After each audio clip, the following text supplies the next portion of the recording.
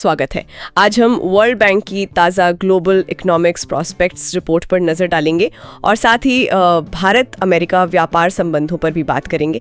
हमारे पास कुछ लेख भी हैं इस पर। जी बिल्कुल। तो कोशिश ये रहेगी कि हम समझें कि भारत की आर्थिक सेहत कैसी है, वैश्विक चुनौतियाँ क्या हैं और ख़ासकर अमेरिका के साथ हमारे व्यापारिक रिश्ते किस दिशा में जा रहे हैं। हाँ, ये ज़रूरी मुद्दे हैं। तो चलिए शुरू करते हैं।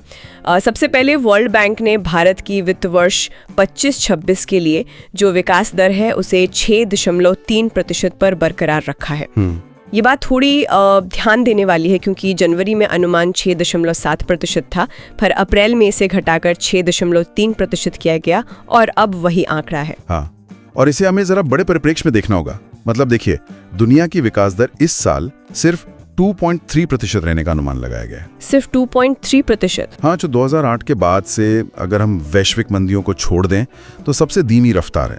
वर्ल्ड बैंक खुद भी चेतावनी दे रहा है कि अगर ये व्यापारिक तनाव और पॉलिसी को लेकर अनिश्चितता चलती रही तो इसका सीधा असर लोगों के जीवन स्तर पर पड़ेगा। अच्छा, तो उस लिहाज से देखें तो भारत का 6.3% मतलब इस माहौल में काफी स्थिर लगता है ना? बिल्कुल, ये स्थिरता जरूरी तो है, खासकर जब दुनिया में मंदी की आशंका हो। लेकिन पिछले अनुमानों से ये जो कमी आई वो ये भी तो दिखाती है कि शायद कुछ दबाव है, चाहे वो अंदरूनी हो या बाहरी। सही कहा। और ये तब और दिखता है जब हम देखते हैं कि वित्त वर्ष 25 की चौथी तिमाही में जीडीपी ग्रोथ तो 7.4% थी, पर पूरे साल की ग्रोथ सिर्फ 6.5% रही। हाँ, ये कोविड के बाद सबसे कम थी। हाँ, और आरबीआई का अनुमान? देखिए, आरबीआई यानी भारतीय रिजर्व बैंक ने भी वित्त वर्ष 26 के लिए 6.5% का ही अनुमान रखा है। लेकिन साथ ही उन्होंने ये भी कहा है, मतलब चिंता जताई है व्यापार में अस्थिरता को लेकर, खासकर अमेरिका की जो नई टैरिफ नीति है उसको लेकर। हाँ, सही कहा। और यहीं पर भारत अमेरिका व्यापार संबंध बहुत ज्यादा अहम हो जाते हैं। बिल्कुल। अमेरिका अब देखिए लगातार चौथे साल भारत का सबसे बड़ा व्यापारिक साझेदार रहा है। जी। 2024-25 में हमारा व्यापार 131.84 अरब डॉलर का था और इसमें भारत को लगभग 41.18 अरब डॉलर का ट्रेड सरप्लस मिला। मतलब हमने बेचा ज्यादा, खरीदा कम। हाँ, ये अच्छी बात है। और लक्ष्य तो है 2030 तक इस व्यापार को 500 अरब डॉलर तक ले जाने का। ये तो मतलब काफी महत्वाकांक्षी लगता है, खासकर अभी के माहौल में। महत्वाकांक्षी तो है, बिल्कुल है। और यहीं पर यह समझना दिलचस्प हो जाता है कि बातचीत की मेज पर दोनों तरफ से क्या मांगे रखी जा रही हैं। भारत क्या चाहता है? हाँ, क्या चाहता है भारत? भारत की तरफ से कोशिश है कि अमेरिका उसके टेक्सटाइल, रत्न जवाहरात, चमड़ा, कपड़े, प्लास्टिक, केमिकल्स, यहाँ तक कि झींगे जैसी चीजों पर जो इंपोर्ट ड्यूटी है वो कम करें। ये सब वो सेक्टर हैं जहां रोजगार बहुत हैं, मतलब लेबर इंटेंसिव हैं। अच्छा, ये तो भारत की मांगे हुई। और अमेरिका, वो क्या चाहता है हमसे?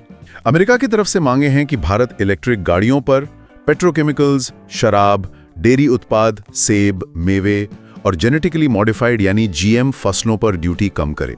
जीएम फसलें, इसको लेकर तो भारत थोड़ा सतर्क रहता है हमेशा। हाँ, रहता है, लेकिन सुनने में ये भी आया है कि शायद अल्फा हे जैसे जो नॉन जीएम पशु चारा है उसके आयात पर विचार हो सकता है।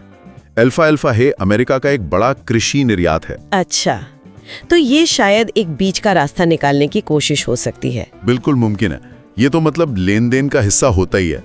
लेकिन देखिए, हाल में एक पेच भी आया था।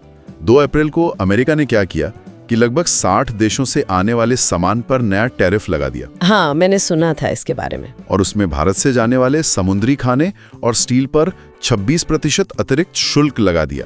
इससे थोड़ी चिंता तो बढ़ी थी। हाँ, वो तो बड़ी होगी। फिर क्या हुआ? फिर अचानक 10 अप्रैल को अमेरिका ने इन अतिरिक्त टैरिफ को 90 दिनों के लिए टाल दिया, मतलब 9 जुलाई तक। अच्छा, तो टाल दिया? हाँ, तो इसे कई लोग ऐसे देख रहे हैं कि शायद बातचीत के लिए एक सकारात्मक माहौल बनाने की कोशिश है। मतलब ये दिखाना कि हम बात करने को तैयार हैं, पर दबाव भी बना सकते हैं। तो मतलब ये हुआ कि एक तरफ तो वर्ल्ड बैंक कह रहा है कि चलो भारत की अर्थव्यवस्था ठीक ठाक चल रही है, पटरी पर है जी। वहीं दूसरी तरफ ये जो वैश्विक व्यापार की उठापटक है, खासकर अमेरिका के साथ जो रिश्ते हैं, वो एक तरह की अनिश्चितता, मतलब आगे क्या होगा वाला माहौल बना रहे हैं। बिल्कुल सही कहा आपने। अगर हम पूरी तस्वीर देखें तो भारत एक दिलचस्प मोड़ पर है। अवसर भी हैं, चुनौतियां भी हैं। हाँ। अगर अमेरिका के साथ व्यापार समझौता सही दिशा में जाता है तो ये भारतीय उद्योगों के लिए एक बड़ा बूस्ट हो सकता है। खासकर ऐसे समय में जब दुनिया मंदी की आहट सुन रही है। और अगर नहीं? और अगर बातचीत पटरी से उतरती है या मान लीजिए वैश्विक संरक्षणवाद और बढ़ जाता है तो फिर मुश्किलें बढ़ सकती हैं।